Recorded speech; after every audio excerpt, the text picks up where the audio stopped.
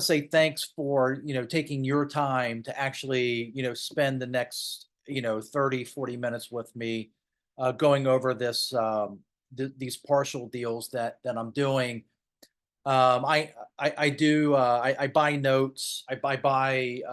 Typically I buy notes from hedge funds, banks, asset manager, other note investors. But recently I've been getting a lot of, seller finance notes. And so I had several partials accepted, and I'm working on one with a buddy of mine, and I'll actually get into that as we go. But once again, I just want to say thanks again for taking your time, for spending it with me, and it truly means a lot to me. I don't take that for granted. So thank you so very much. So with this, my name is Larry Hoffman. I'm with LJH Investments. This is a webinar on the power of partials. And just my attorney wanted me just to put this in here. Just a little disclaimer. I am not a financial planner. I am not a CPA. I am not an attorney. This is just something that I am doing in my business for retirement and also, making money, obviously. And, you have to take this at face value. Your mileage may vary. And ultimately, I'm just doing this for educational purposes. But the numbers that you are seeing, these are actual deals that I am doing, that I have done in and out of my self-directed IRA. And then I also use other people's money to fund these deals. So once again, my name is Larry Hoffman. I am the managing member of LGH Investments. I began investing in 2006. I started off rehabbing homes. Yeah, I got up to home number 10, number 11, and I was buying it from, I'm here in Cincinnati, Ohio, and I was buying it from a local. A lot of times, I was buying a lot of bank-owned properties from a local, mortgage company. I'm sorry, savings and loan. And I was on really good relationship with the bank manager or the CEO of the company. And I came to a point in time where I couldn't buy any more properties. And so that's when I started getting into private money and things like that. I have rehabbed subject to short sale, lease option. I had rentals. I've had Section 8 rentals. I've had multi-unit buildings, 25 units up to 50 units. I've recently switched. I no longer rehab the property. I rehab the borrower. I have a bachelor's of electrical engineering from the University of Cincinnati, and I'm a proud husband and father of four children. The three of all out. I still have one daughter in high school, and so she's a senior year this coming year. And I serve mass at the cathedral, and I run 6 miles every other day, and I love playing the guitar. So the agenda that we're going to go over is what is actually note investing. Just kind of go over the three types of cash flow, two ways to purchase a note, what actually is a partial, the different types of partials, the deals that I'm going to be going through. There are three deals that I'm going to walk through, and I have many more on my YouTube channel, so you could definitely check that out if you have time and if you want. The docs needed in order to do these partial agreements. And lastly, what happens if the deal goes south? So that's always important, and you 100% need to know that. So this is just a simple slide that I typically put on just to kind of put everybody on the same level field. A lot of people don't really understand what note investing is. Basically, what you do is you buy the note and the mortgage, and you do not own the property. You are just simply the bank in this transaction. And as you see, I have a couple that's looking to buy a home. They go out and they get qualified, like either the bank, the RMLO, the mortgage originator, and then they check their debt to income ratio, credit scores, down payments, the whole nine yards, and then they get pre-approved for a house. So you typically get a promissory note, which is an IOU, and a mortgage is a lien. And the mortgage secures the promissory note against the property. So if the borrower stopped paying, we have, as the bank, we have legal recourse to foreclose on this property.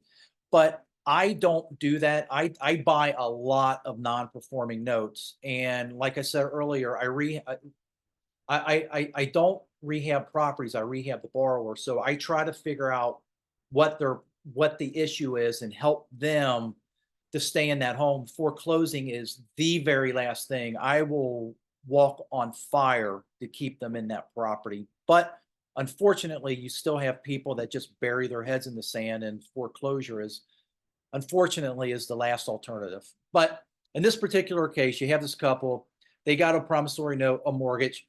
And so depending on the banks, depending on the size of the banks, they typically make a payment either to the bank or they use a third-party servicing company. And that's what I typically use. I use a third-party servicing company that collects all these payments from me.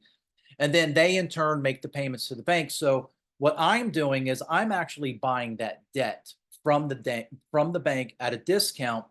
So now I own the promissory note and the mortgage, but depending on the property, whether it's a mortgage or a contract for deed. In this particular example, I'm just assuming a mortgage. The couple owns the property, but I own that debt, and they are making payments to the servicing company, which in turn makes payments to me. And once again, I do not own that property. I do not take care of the mowing the lawn, the taxes. If the hot water tank goes out, if the roof needs to be replaced, that is 100% on the borrower. And like I said, I made this switch from landlord to lien lord, and I hadn't really looked back. I sold my last rental last year. It was my last Section 8 rental here in Cheviot, Ohio, and I just sold that last year, and I've just been taking that money in and out of my self-directed IRA to buy mortgages. So there are three types of cash flow. You have a series of payments, which basically this is the most common. It's just nothing more than an amortized loan with even payments, just like a 30-year loan, a 15-year loan. And then you have a lump sum. It's just money received some point in the future. In other words, it's just a balloon or it's a call. When you hear a call, that's really like old school terminology. I haven't heard call in such a long time. It's usually balloon. And last is a combination of both. You have a combination of series of payments and lump sum. So in other words, just as an example, just an interest-only loan, 5 years with the balloon at the end of 5 years. You can also do a loan amortized over 360 months, 30 years, but with a balloon in 5 years. But typically, when you do the lump sum, it's typically on an interest-only loan. And then there are two different ways to purchase a note. The first one is a full straight-out purchase, and this is I would say 99% of my business is just full out purchase, because like I said, I'm dealing with asset managers, bankers, hedge funds, other note investors that they bought this for an investment. They have a fund that they bought a pool. When I say a pool, 30, 50, 100 of them, a couple hundred of them, and they need to liquidate these notes. And so it's just oftentimes, like I said, 99% of my business is just a straight purchase at the yield that I want to make on that particular property. And that, maybe what I could do is I could do a webinar on just strictly going into that, things that I look for, states that I stay out of, counties that I stay out of. But with this webinar that we're going into, I'm gonna concentrate on the partial. And so the second way that you can actually purchase a note is the partial. And so what is a note partial? Well, this is where you buy a portion of payments for a specific period of time. So let's just assume you're wanting to buy 120 months at whatever yield you're looking to make, and so that way you make that offer to that seller. So you're buying these 120 months payments, at a specific yield, and then the 121st payment, it actually goes back to it's assigned back to the seller, and so the seller can make a decision. He can just, or he or she can keep that 240 months outstanding payments and just let that payments come in, or they can sell off that 240 payments, or they can sell another partial. I'm telling you, partials are absolutely amazing. And the advantages to the investor: less money, spreads out the risk, higher returns. lower investment to value. And I'll actually go into the investment to value when I get into the deals that two deals that I have accepted, excuse me, and one deal that I'm working with my buddy to see. That one's still kind of like in limbo. I'm still waiting for him to get back with me, and I'll actually go over those numbers with you. Seller advantages: immediate cash flow, customized cash flow, meaning, you can do a 50-50 split, or you can do a percentage. I mean, this is really amazing on these partials. Um, there are a lot of other advantages for the seller and also for the investor, but these are just some of the highlight ones. Flexibility to sell another part of the cash flow. As you'll see, like I should have made that orange or yellow or something that stands out. But like I was saying before, there's, when that partial goes back to the seller, in this particular example, there's 240 payments. So they can just decide to keep that, or they can just say, oh, 10 years have gone by, and their son, I don't know, went to jail, and he needs to be bailed out, or they need braces, or they need college funds for their daughter that's going to like medical school or something like that.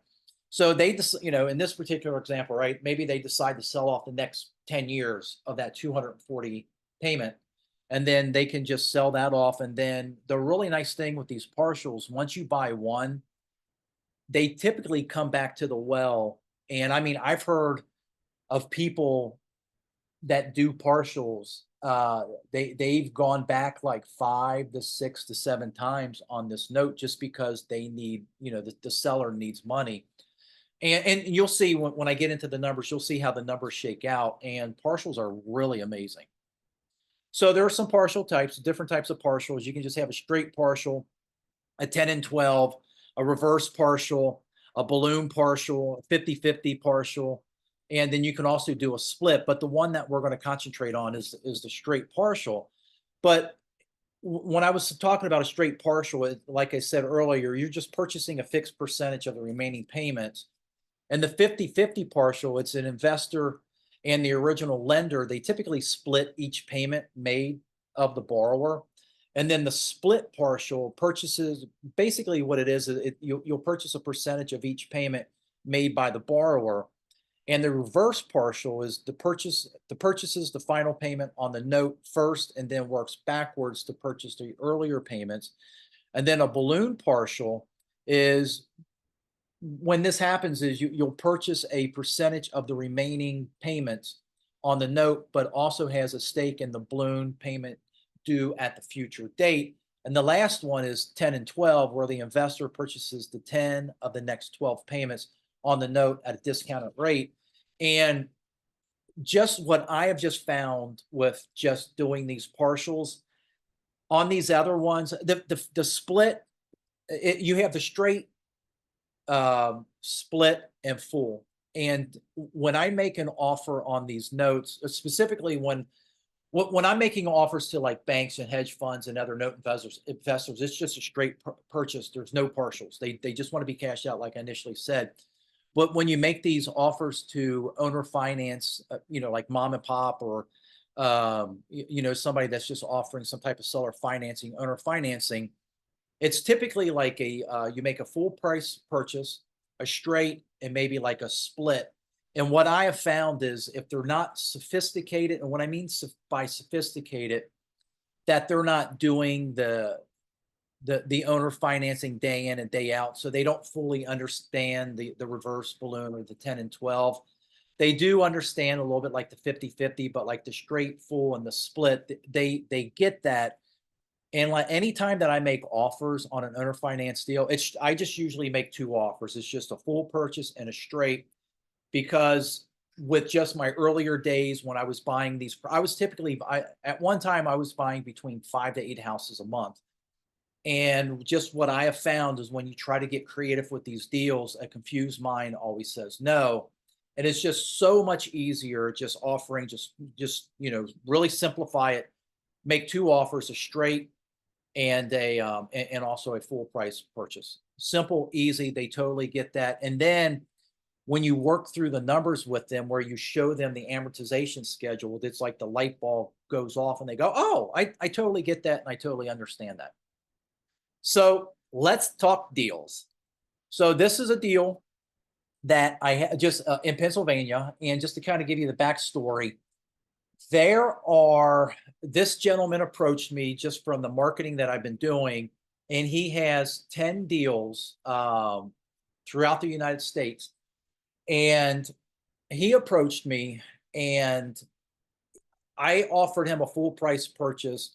He did not want that just because of the haircut, the discount that needed to be had on that just for the yield. And I'll actually go through the numbers here. I'm just kind of giving you a little bit of backstory. And oftentimes when I talk to people, I always try to find out their need and their want, and or their want, that itch that needs to be scratched. He wouldn't tell me what that itch was, so I just made him a full price purchase, and I just made him an offer of $50,000 for a partial. He turned the full price offer down.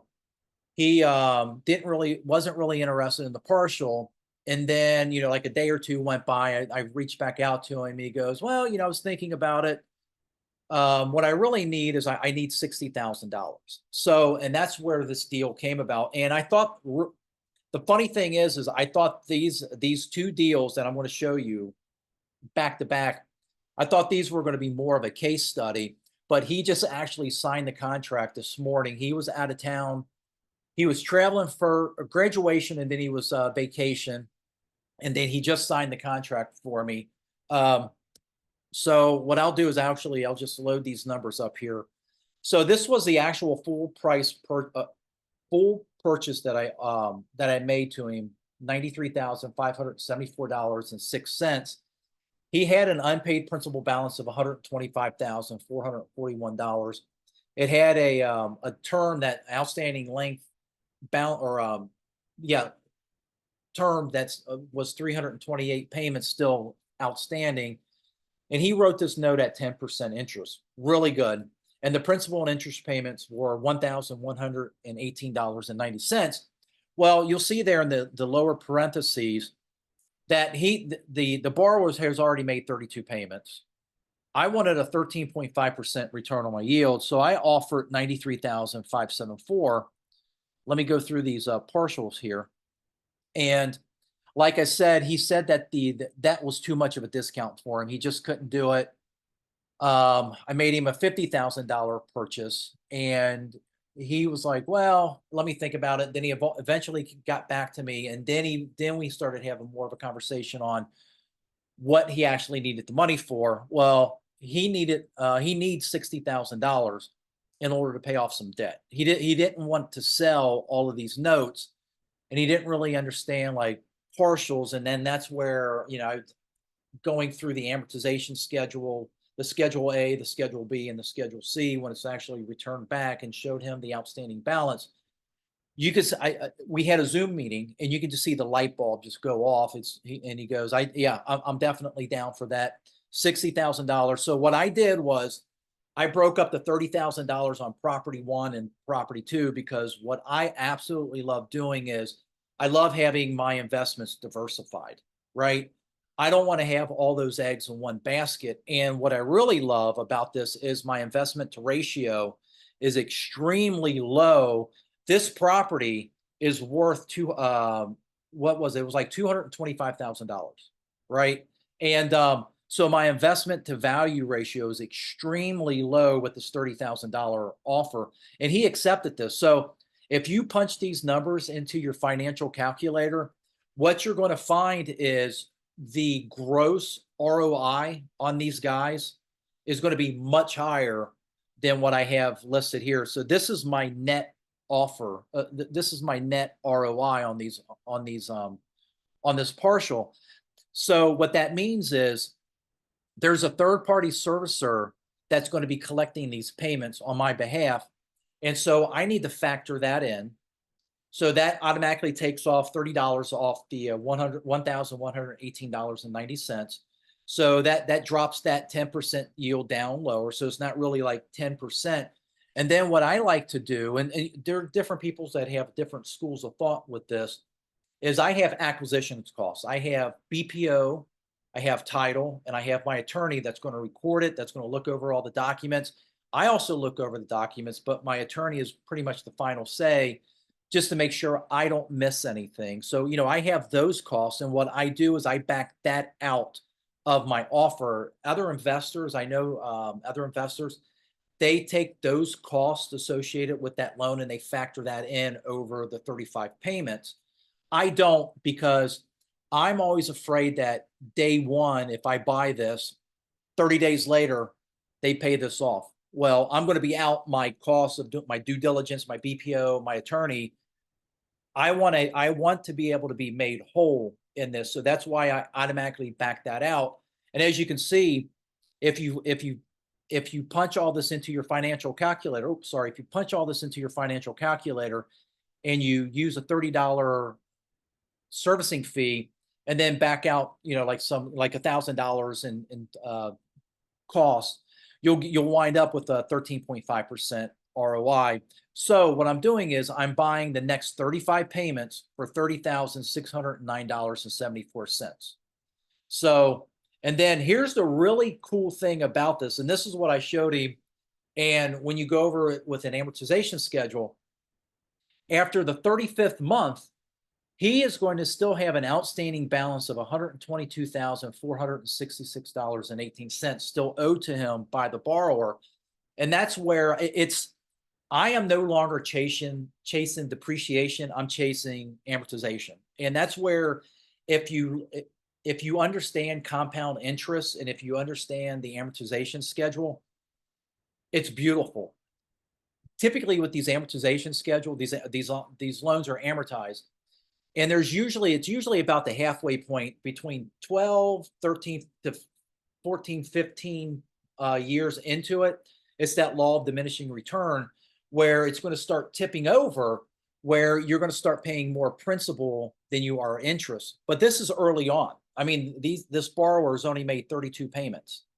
There's still 328 payments left. I'm just buying a small portion, a small sliver of this thing. And this borrower, or the seller, I'm sorry, still has after the 35th month, 36, when it reverts back to him, he's going to have $122,466.18 still owed to him. So, like I was showing you earlier, these payments, he can just go ahead and sell off like the next 5 years, the next 10 years, or he can just decide, you know what, say 24 months into it, he just goes, I'm done. I don't want to do anything with it anymore. I just want to sell it and just be done with it. I am telling you, I absolutely love buying full, and I absolutely love buying partials. I mean, look at that. 13.5% return. 35 payments, $30,000. Awesome. Here's the next deal. So I'll just play these out again so that way you can just kind of see everything. So I offered him a full on the two properties. I offered him, like I was initially saying, I offered a full purchase. And this one here, I offered $77,117. This borrower made 45 payments. There's still an outstanding balance, or I'm sorry, an outstanding term of $315. Has an unpaid principal balance of $103,696.42. The principal and interest payments are $932.42. Well, and like I was saying, I offered him $77,100. Didn't want it, too steep of a discount. But going back to what I initially said, his initial need was $60,000, and I want to be diversified. So I made another $30,000 partial offer on the second property. I could have just put this full $60,000 on that first one, but like I was saying, I want to be diversified.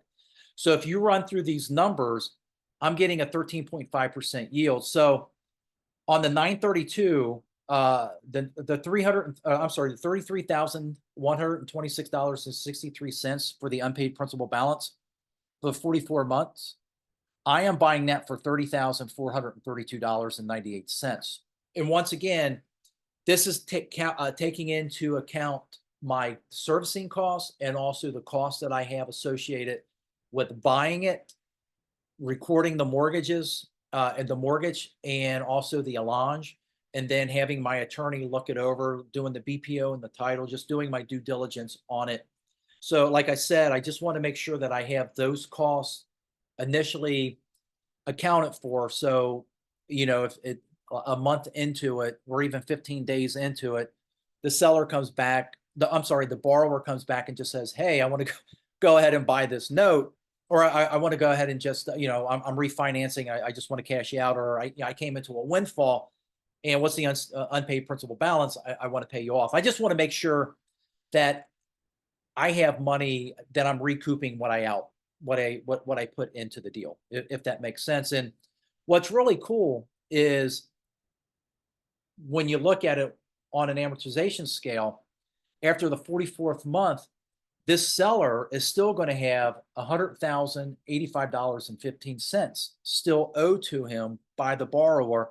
And like I was saying previously, they can go ahead and decide to sell off the next, all of the payments, or they can just decide to, let a year go by and then, come back and say, "Hey, Larry, I need another, $15,000." And then, I'll run my numbers and I'll just, okay, I can buy X amount of payments for X, and, just back into my numbers to make sure that I'm getting this 13.5% yield. And this last deal, this is a buddy of mine. Let me, I'll go through these here. So this is a buddy of mine. He owns this Florida down in, or I'm sorry, this condo down in Florida. He initially reached out to me about just making him a making a loan to him, an unsecured loan, and I don't do that. I just, I don't know. I don't. Well, I do know. I don't like making unsecured loans. Um, since this is a condo, it's worth, I think, if I remember correctly, I think it was worth like 300,000 or two, I think it was like 297. And this seller that was interested in purchasing this, they were going to put down a sizable down payment on this property. So I just do not like condos, and you'll see that I'm looking for a 15% return on my money. Just, the condos are there's a lot of hassle with homeowners association, and the taxes down in Florida, they're getting higher. So, I told Rob, my buddy, I'm like, I want a 15% return.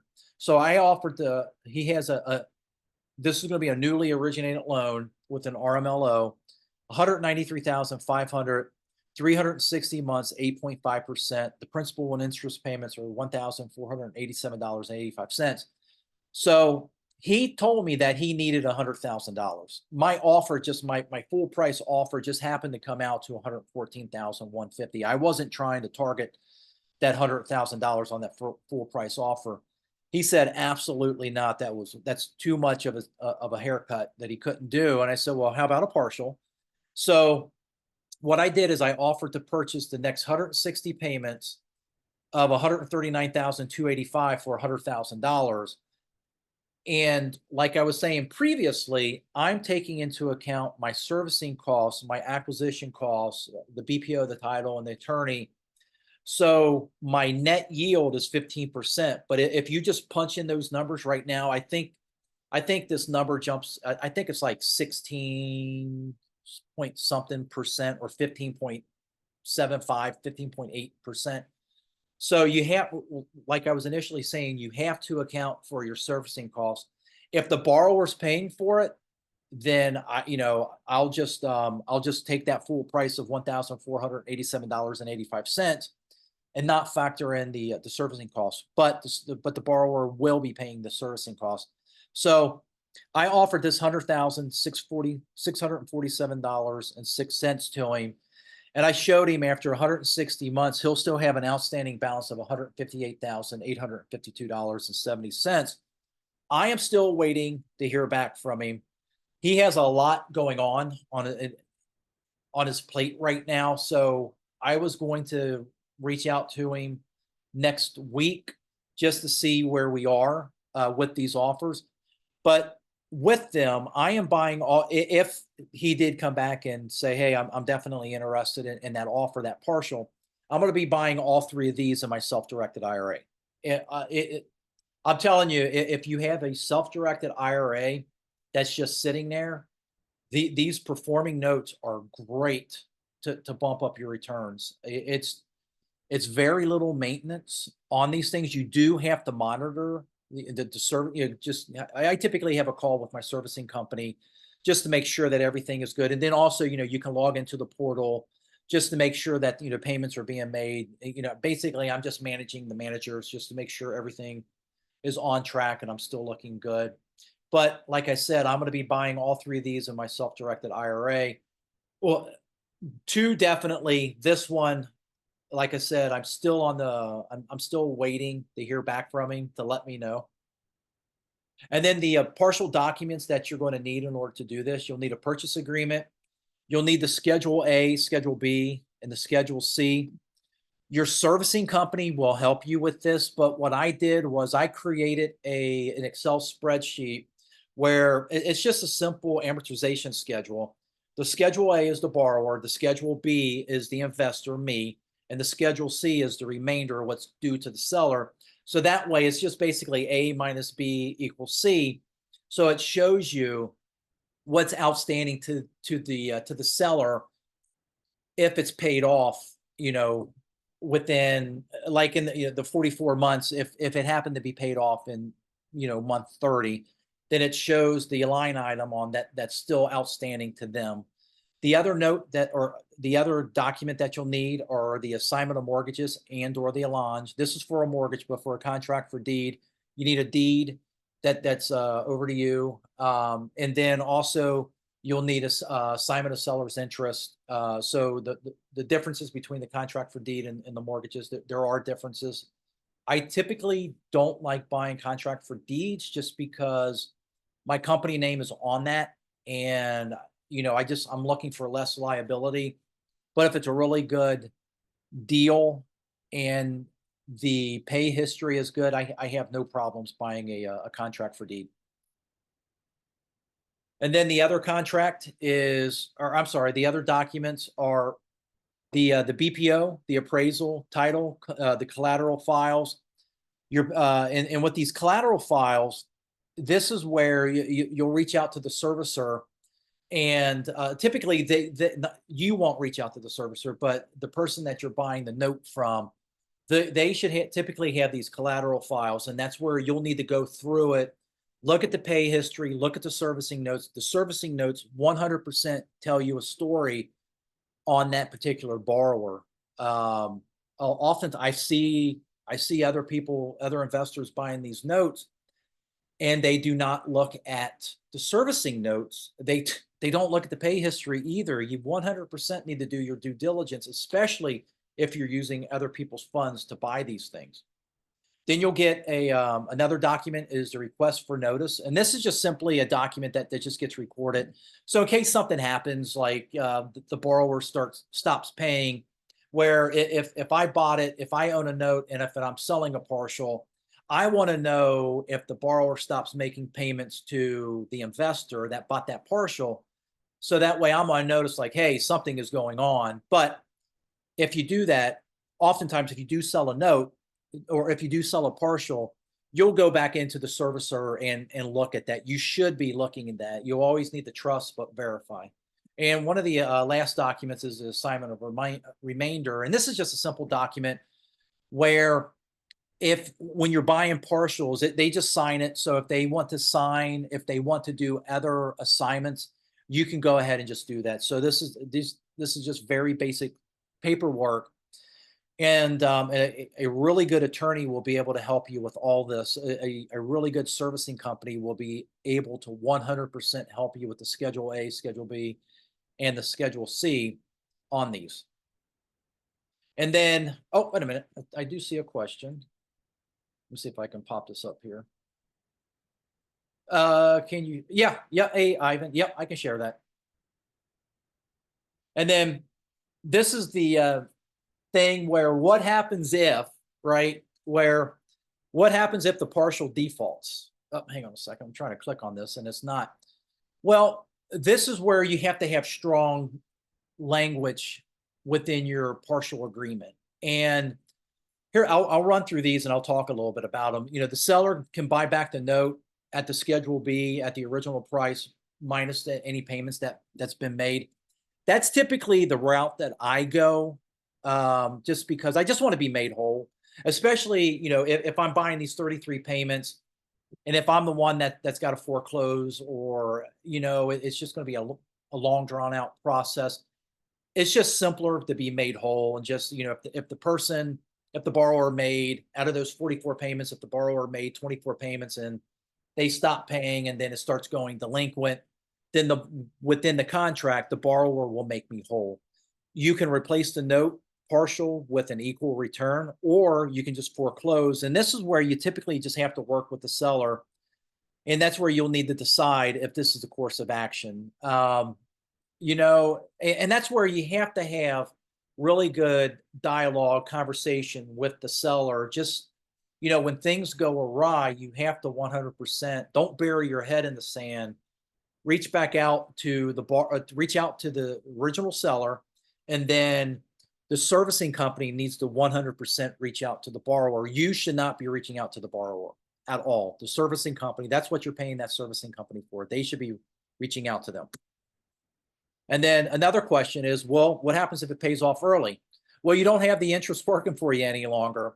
And that's why you should build in that minimum discount that I was initially talking about, where when I do my due diligence, I have the due diligence costs of a BPO, a title, and attorney fees. I mean, really, those are really all the costs that I have associated with it. You can also factor in marketing and things like that. So, if I bought this 44 payments and they pay off 24 months later, if they pay off 1 month later, after I bought this thing, it's switched over and then they get a windfall or they decide to refinance. It'd just be nice to be able to recoup my marketing, my BPO, my title, and my attorney fees. That way I'm made whole. But at least, for 1 month, I made that 13.5% return on my money. I'm happy with that. I'll just find another partial and do it again. Oh, hang on a second. Let me see. I think I may have another question. Okay, I think that's the same. Okay, so what I did was I wanted to add in a little bonus section. And so these are 3 notes that I actually purchased in my self-directed IRA. Just a little backstory. This was from an investor that was liquidating 3 of these notes. And I needed to buy the bad with the good.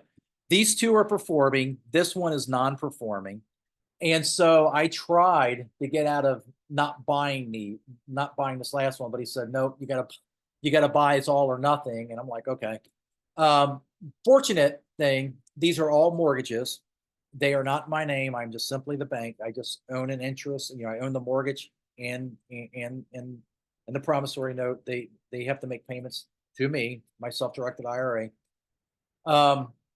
So if you look at this first one, Indianapolis, Indiana, unpaid principal balance, $18,565. I purchased this 2 years ago. So they've been making payments like clockwork. 121 payments at the time, 7.625 interest rate, principal interest, $220. I purchased it for $6,500. So, it was like 65, 64, and 100. But look at my yield. It's 30, and that's my net yield, 33.87%. So if you take out the servicing costs, I'm getting a 33.87% yield on that guy. The other one, $15,005, had 53.445 payments left, 8% interest, $334.65. Purchased that one for $64,000. My yield on that guy is 50.93%. Once again, that's my net yield. And just think about this. If you wanted to arbitrage this, I didn't. I'm just dumping these into my self-directed IRA is all I'm doing. But if you think about this, you can 100% arbitrage this. You can sell this to another investor that's looking to put this in their self-directed IRA, and you can make another 65. There would be nothing wrong with charging $6,000 on top of this. And so their yield would probably be cut in half, 15, 16%.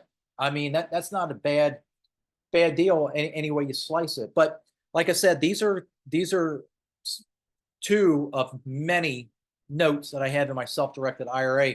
These are the two of the largest that I have. Um, Typically, within my self-directed IRA, I'm usually between, like 13, 14%, all the way up to about 25%, but these are my two largest that I have. Really phenomenal returns on these guys. Oh, hang on a second. Got a question. Oh, thanks, Ivan. And so, in conclusion, I love this quote. So, Einstein, compound interest is the eighth wonder of the world. He who understands it earns it. He who does not pays it. That really sunk in to my brain when I really started buying notes, performing, non-performing notes, partial, and that's this whole compound interest. It's like if you just take the time and look at that amortization schedule, the first 15 years or so, 12 to 15 years, it's front loaded with interest, and that's why you can buy these partials and give them back to them, and they still have a substantial amount that's still owed to them. And the really cool thing too is oftentimes I'll come across notes that the tail end of the amortization schedule, 5, 10 years. And these are great in your self-directed IRA because it's more principal that's being paid to it. You shouldn't be using private money to buy these things just because of the money cost to buy these tail end of these notes. It's just going to be phenomenal with your phenomenal in the sense of your outgo with the money, with what's being paid down for principal reduction. That's why these things are great to buy in your self-directed IRA. And I think that is all I have for you. And I don't know if there are any questions. I do have some submitted questions. And let's see. Okay. I don't have any questions there, but I do have some submitted questions. Let's see here. So I did send out an email. This is probably I don't know, about 5 days ago. I didn't resend out another email. I should have. But I think I have something like 5 questions. And so Gene was asking me, he replied to my email and he said, my main question is around lead generation for notes. I tried PaperStack, but that seems to only have notes that have already been picked over or are just bad deals. How do you find notes? How do you go about finding lenders to help you buy notes? My experience, I purchased a lot of notes through PaperStack. It's just like anything, right? You're gonna have people that aren't motivated, that they're asking the world for their note, and only time and circumstances will make them become a little more motivated. So, I've seen on PaperStack where the note was just, the asking price was just outrageous, and then 3 months, 4 months go by, and then they start becoming realistic, and then they're open to offers. It's just like anything, right? It's just circumstance and motivation go hand in hand with with the reduction of price. And like I said, I've purchased on PaperStack. I think PaperStack is a really good platform. Whenever, if I don't have something coming in, I will go to PaperStack and exchange and look and see what they have up there. And how do I find notes? What I do is I reach out on LinkedIn. I reach out to special asset managers, bankers, hedge fund managers, and other note investors, and I just consistently market to them. I have a list of about 4,000 bankers, asset managers, hedge fund managers, note investors, other real estate investors that I market to on a monthly basis. And so you have to market constantly. You have to constantly be marketing. And I always tell people that I'm not really in the real estate business. I'm in the marketing business. You have to stay in front of your prospects because life is a it's a parade, right? A moving parade. Life happens, circumstances, things change, they forget about you. And then, once a month, once a quarter, you just send out an email. Hey, just looking to see what you have. If you have any performing, non-performing notes on your books, you're looking to move this quarter. I'm still here. I'm still buying. And I typically go that route. And I typically, by doing that, I typically get offers submitted to me daily, notes daily, just because of the marketing that I'm doing. Not only on LinkedIn, Facebook, TikTok. I have a YouTube video or YouTube channel that brings in leads as well. And then I'm telling you, another big thing is just opening your mouth. Is just to have your elevator pitch, RIA. And I'll tell you a really good. My elevator pitch is, they ask, what I do. I say, my name is Larry Hoffman. I'm the managing member of LJH Investments. I buy first mortgages, performing and non-performing notes across the United States, and I offer or secured by real estate, and I offer my funding partners a secured rate or an above average return secured by real estate. That gets the conversation going. And I just had at a RIA meeting, a lady that I had that conversation with, we were supposed to be meeting for lunch. She has something like 3 or 5 notes that she created that she's interested in selling. I've just been busy, just with my kids getting off of school, and then just my schedule's been just discombobulated. I'm trying to get back into the flow of like what they have going on and what I have going on, and finding lenders to help buy the notes. Once again, just that last part, I offer my funding partners above average returns secured by a tangible asset, real estate. And that goes over. And the other thing is reaching out to people with self-directed IRAs. I'll tell you another really good tip is, this is something that I used to do back when I was rehabbing properties back in 2000, like 2006 up until about 2013, 14. I would drive the neighborhood, and you would see the properties that are being rehabbed, and I would just write the address down, and then I would go back home, or if I was looking for something to do, I would go down to the county courthouse, the recorder's office, and then I would just look up that information to see who the lender was on that property, made a note of that, and then I would fire off a letter. Just a simple letter, just introducing myself, something like, hey, I saw that you lent on 1234 Main Street. I'm in the real estate business. I'd love to take you out to lunch, see if we could possibly do business. It's just something, just a matter of fact type of deal. And so with the SEC, you have to have, I think it's between 3 or 4 contacts with that individual before you can actually pitch a deal. I don't pitch anybody any deals. I want to get them on my list, and then I want to market to them for a little while to make sure that they really understand what I am doing. They can look at my videos. They can go to my LinkedIn page and view the posts that I'm making, go to my YouTube channel, look at the videos that I'm making. And I do send out marketing, but I let them make that choice when they're ready. So, Gene, hopefully that answers your question. If you have any more questions, man, just shoot them back to me. James, how do you find partial deals? That's a really good question. I don't think you find them. I think you create them. And like I was initially saying, like the banks, the hedge funds, the asset managers, the other note investors, they bought this typically with funds, and they're looking to liquidate or recoup some of that money. And they typically sell these things, they just want full price.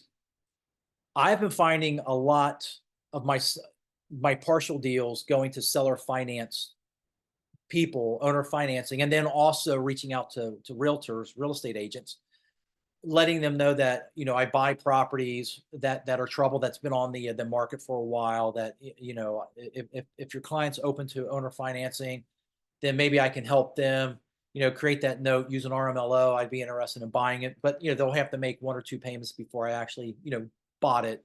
And like I said, I don't think the partials are found. I think you create those, and you create those by making a couple different offers. And then usually in my offer letter on the partials, I include the amortization schedule, just like a little snippet of the A, B, and then the C when it reverts back to them. So that way they can see what the full balance is. And like I said, I think they're creative. Gina, I hear people say that they invest in notes. What does that mean? Are notes and mortgages the same?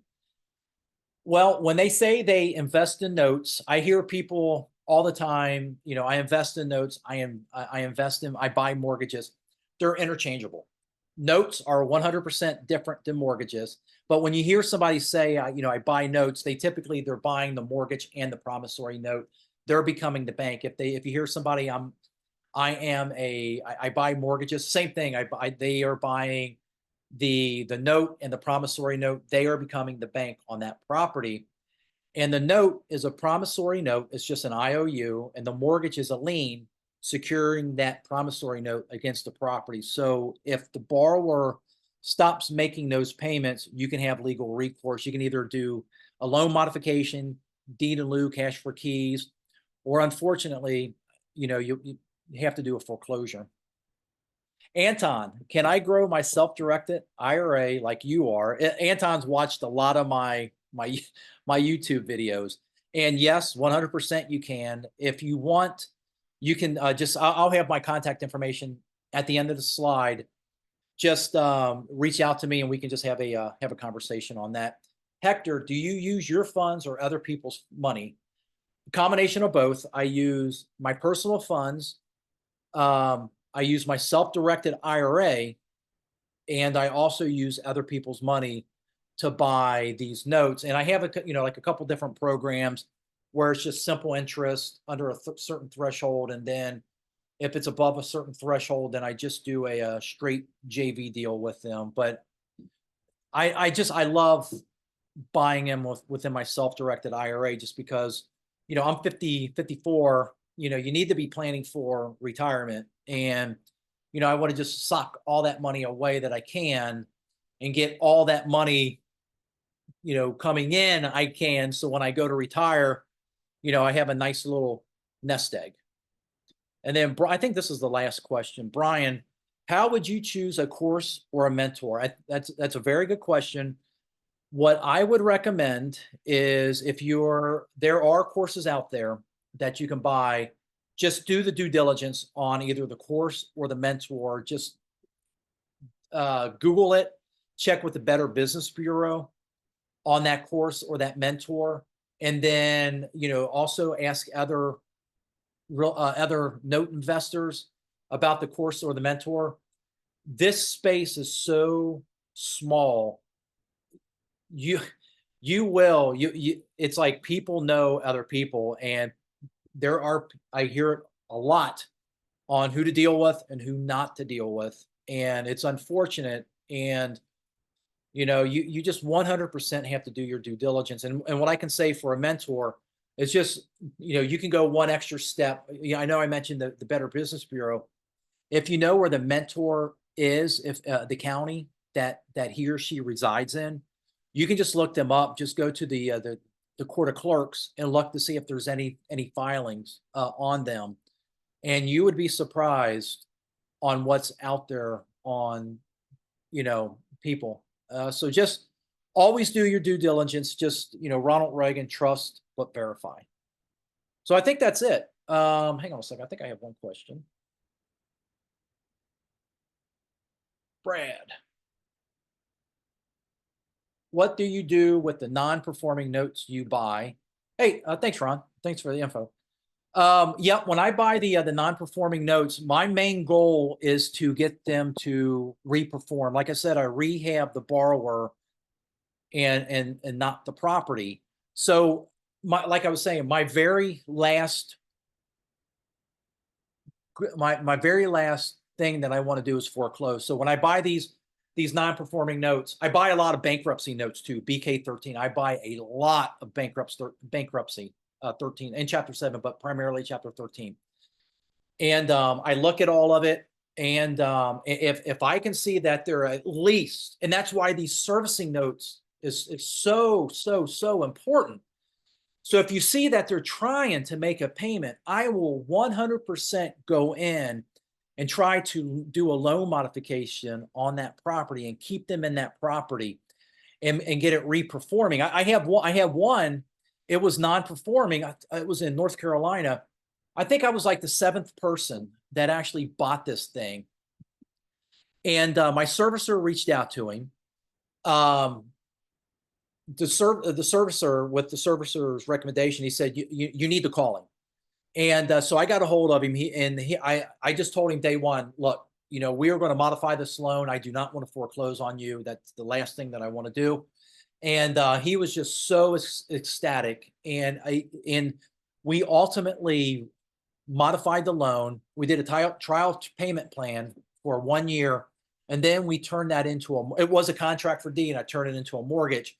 And so this one is highly, highly valuable now because he's been reperforming for a year, a little over a year. And now it's a mortgage. And so I can really get top dollar for this note if I want, but I'm on the fence. I use private money to buy this. And I'm on the fence about just because, he pays like clockwork. And like I said, I'm on the fence about just cashing out my private investor and just keeping it for myself or just selling it. Let's see. I thought I saw another question. Bill, you need to do mentoring. I do. I offer. One of my students is on here tonight, so I do offer it. But I just try to take on a one or two at a time, just so that way I can give that person the full outlay of this, because it is a lot of work. If it takes time, it does take a commitment. And if you're just diligent, I'm telling you, your success is just showing up. It's 100% just showing up, just day in and day out doing that grind. I mean, there are days where I get up, it's like I don't want to do it. I just want to go hiking, or I just want to lay in bed and just veg out and watch some TV. But you got to get up. But I also have virtual assistants that actually work for me that help me with this. Let's see, are there any other questions? Hey, thanks, Bill. All right, well, if you want to talk to me, please feel free to call me. My number is 513-301-1468. Shoot me an email, larry@ljhinvestments.com. Talkwithlarryhoffman.com. That's a Calendly link. So if you click that, or if you type that in, it will redirect you. You can just book a 30-minute call. We can do a Zoom call or a phone call, whatever is convenient for you. If you want to check me out on LinkedIn, that's my handle, Lawrence J. Hoffman Jr. Or if you want to go to my website, LJH Investment, there I have a free report on how to use your self-directed IRA to earn above average returns. And if you point your camera there at the little QR code right here, that'll just take you to the LJH Investments. So I do believe that's all that I have, and I don't see any other questions. All right. Are there any other questions? Anybody has anything?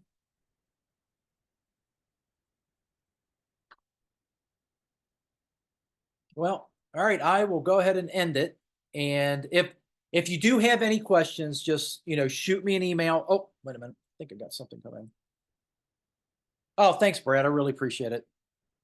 If you have anything, just please feel free to shoot me an email.